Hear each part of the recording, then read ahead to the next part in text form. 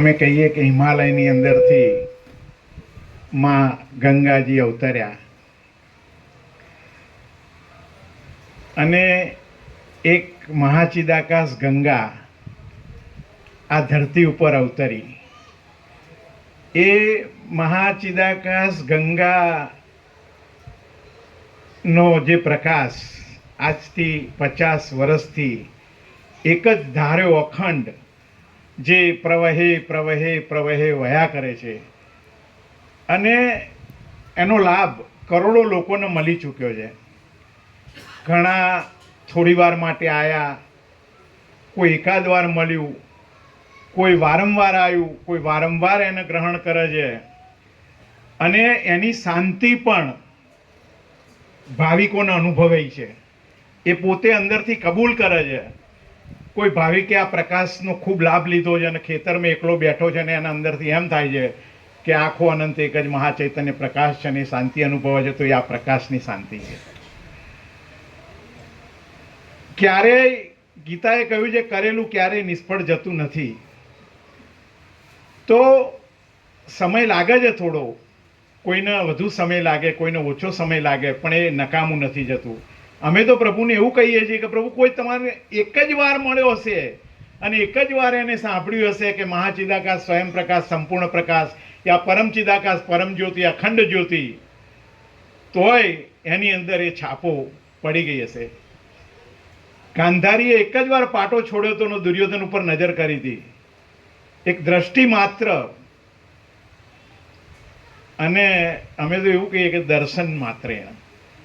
પ્રભુના દર્શન જે આપણને કરવા મળ્યા છે,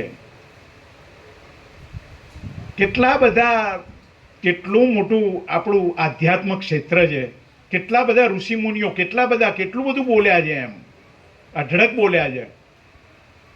પણ આ મહાચિદાકાશ ગંગા જે વહી ને, એ એવી વહી કે કાચ જેવી, હીરા જેવી, કે જેની અંદર ક્યાંય દ્વૈતનો લેશ માત્ર જોવા ના મળે. અત્યારે 1-1.25 કલાક જેવો પ્રકાશ થયો, અમે બેઠા બેઠા એ જ કરતા ખરું ક્યાંક સહેજ દ્વૈત આવે છે એમ કે બે જણા છે, તો ના, બિલકુલ. જો કોઈ સમાધિ લગાવીને બેસી જાય ને, કશું કરવાનું નહીં, મગજ નહીં, બુદ્ધિ નહીં ચલાવવાની, બિલકુલ ખાલી બસ વારંવાર વારંવાર મહાચિદાકાશ સ્વયં પ્રકાશ સંપૂર્ણ પ્રકાશ પરમ ચિદાકાશ પરમ જ્યોતિ અખંડ જ્યોતિ, અને એવા હજારો સત્રાક્ષર, અને એ તમામ સત્રાક્ષર મન વગરના, કે જેની અંદર મનનું કોઈ સ્થાન જ નથી. અને એ મનને મારવા માટે હજારો સાધુ સંતો પોતાનું ઘરબાર છોડી સંન્યાસ લઈ અને મથે જાય છે. પણ આ એક એવો પ્રકાશ છે કે જેની અંદર ગૂંચવણ નથી બિલકુલ. માત્ર કહ્યું ને કે વશિષ્ઠ વાક્ય સંપૂર્ણ શ્રદ્ધા અને વિશ્વાસ, એટલું જ મૂકવાનું છે બસ. શ્રદ્ધા અને વિશ્વાસ કે આ જે બોલાય છે સત્ય છે, એ મારું કલ્યાણ છે, એ મારું સ્વરૂપ છે, હું પોતે છું જ, એ જ છું, એ સિવાય કંઈ છું નહીં. એ સિવાય આપણે કશું સિદ્ધ કરી પણ નહીં શકીએ. દાખલા તરીકે પ્રભુને અત્યારે કહીએ આપણે કે પ્રભુ હું તો છું, અને કદાચ અભી હાલ જ અહીં ટપકી ગયા એટેક આવીને, તો પછી ક્યાંથી સિદ્ધ થશે હું છું એવું? એટલે બિલકુલ પ્રભુ કે પરપોટા એમ, એટલે પરપોટાય નથી, જળ જ છે એમ. તો આવો પ્રકાશનો લાભ આપણને બધાને જે મળ્યો, આપણે ખરેખર, કારણ કે આપણા શાસ્ત્રોએ લખી નાખ્યું છે કે 84 લાખ યોનિની અંદર એક જ યોની એવી છે કે જેની અંદર આપણે આવી એનું સ્વરૂપ જાણી શકીએ. અને એ સ્વરૂપ જાણવાની અંદર બી જો કોઈ એવો અઠંગ ગુરુ મળી ગયો, ગુરુ લોભી શિષ્ય લાલચી, દોને ખેલે દાવ, દોનો બેઠે પથ્થર કી નાવ જેવું થઈ ના જાય, એવા આપણને એક શુદ્ધ સ્વરૂપ પરમ ચિદાકાશ પરમ જ્યોતિ અખંડ જ્યોતિ પોતે જે સ્વરૂપ જ રહ્યા છે. આજે આપણે બધા બેઠા છીએ, ભગવાનની જોડે જ બેઠા છીએ. બિલકુલ આ દિવાળી છે, આ સત્ય દિવાળી છે. અહીંયા જે દીવો પ્રગટ્યો પરમ ચિદાકાશનો, એ દીવો છે, એવું અમે અંદરથી ફીલ કર્યું. અને અમે પહેલાં શાસ્ત્રો ભણતા હતા, અમે પણ ઉપનિષદોનું બધું વાંચ્યું ઘણો. મારા તો બધા 200-250 મિત્રો છે, સંતો સાધુઓ છે. પણ આ પ્રકાશના સાંભળી અને અમને કંઈક અજબ લાગ્યું કે એટલે રોજ સાંભળીએ છીએ, રોજ સાંભળીએ. અમે તો આનો શબ્દ છોડતા નથી, કારણ કે આ મળે ક્યાં એમ. પ્રભુ ઘણી વાર કહે સવારમાં આ સાંભળવા ક્યાં મળે. તો એ આ એટલે જેટલા લોકોના લાભ મળ્યો છે, 50 વર્ષથી ઘણા બધાને મળ્યો છે, આપણે એકલા નથી. અને એ જેણે જેણે લીધું છે, ઘણા લોકો લઈને મૌન થઈ ગયા છે કે દેખાડતા નથી, બોલતા નથી કશું, પણ એમને જોઈને પ્રભુ તરત કેટલાના નામો આવે ત્યારે પ્રભુ બોલે છે કે આ ભાવિક સરળ સંપૂર્ણ ભગવાનના માણસ, આ ભાવિક સરળ સંપૂર્ણ ભગવાનના માણસ. એવા કેટલાય થઈ ગયા, કેટલાના શરીરો શાંત થઈ ગયા, આ થઈ બરાબર. પણ રિયલી આપણે શોધીએ છીએ શું? આપણે આનંદ જ શોધીએ છીએ, આપણે સુખ જ શોધીએ છીએ, આપણે શાંતિ જ શોધીએ છીએ. આપણને નથી ગમતું, એક સહેજ દુઃખ આપણને ગમતું નહીં, આપણું મન બેચેન થાય, આપણને નથી ગમતું. અને એનો ઉપાય માત્ર ને માત્ર આ પ્રકાશ છે, આ પ્રકાશનો નિશ્ચય છે. તો એટલે બસ એમ થાય કે આપણું ભાગ્ય છે કે આપણને આ જન્મની અંદર પ્રભુ મળ્યા. અને આપણે બધા અવલોકન કરીએ છીએ પ્રભુનું, આપણે બધા જોઈએ ને, પ્રભુને આપણી જોડેથી એક ઇંચની પણ અપેક્ષા નથી, કોઈ વસ્તુની નથી એમ. એટલે ખરેખર અમે પહેલાંય પણ લખ્યું હતું કે એક ગંગા તો હિમાલયથી નીકળી અને એક મહાચિદાકાશ ગંગા, બરોબર, જન્મદાત્રીના ફોટા નીચે હતું એમ. તો એ આ પ્રકાશ, અને એવું અમે ક્લિયર થઈ ગયા કે ખરેખર આ અમે આ શાસ્ત્રો ભણીને કે પ્રક્રિયાઓથી આ મતપંથ સંપ્રદાયથી ના થઈ શકત એમ.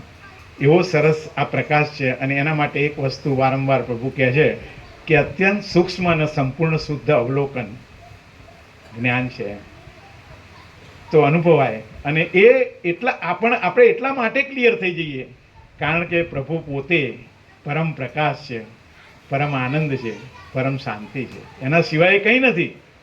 કદાચ આપણા અંદર કંઈક થયું હોય, આપણી અંદર કંઈક અહંકાર હોય, એના કારણે કદાચ કોઈ દાડો કંઈક લાગ્યું હોય, તો એ આરોપ પણ નકામો છે.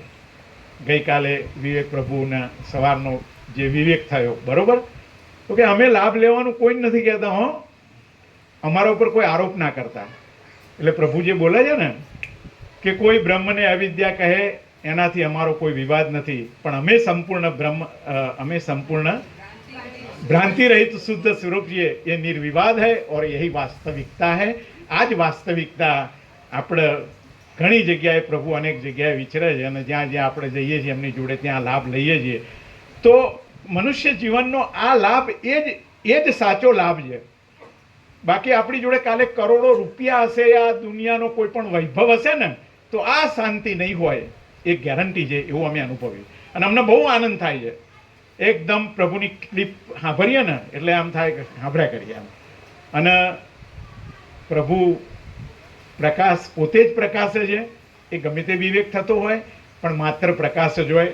અને આ પ્રકાશ એ જ એના માટે કૃષ્ણ બોલ્યા હતા, ન જાય તે મ્રિયતે કદાચિત વા અર્જુન.